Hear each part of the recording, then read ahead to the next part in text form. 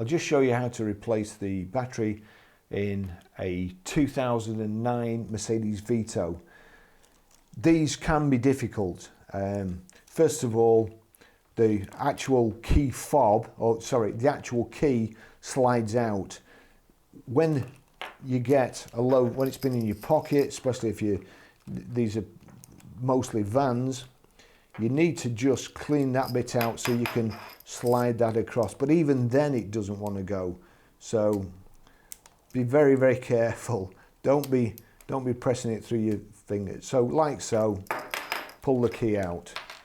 Now that's quite an easy bit. In here, if you can just see it there, there's a little grey bit that moves about. Now you've got to press that in to get this bit up at the top. But again, that's not easy either. So you need 3 hands for this. If you press the key in like so, and then with a screwdriver just in there and just lever it, but only turn it. Don't be pressing because you're going to end up with it through your finger. So that's it. I'll just show you here. That little bit in there, when you presses that catch in there, which allows you to get this out.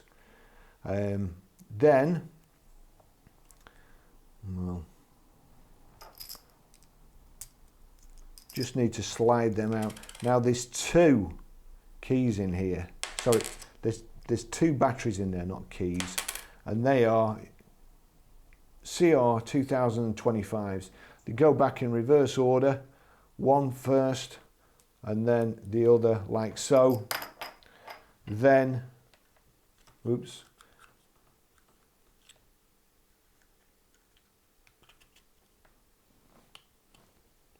like that,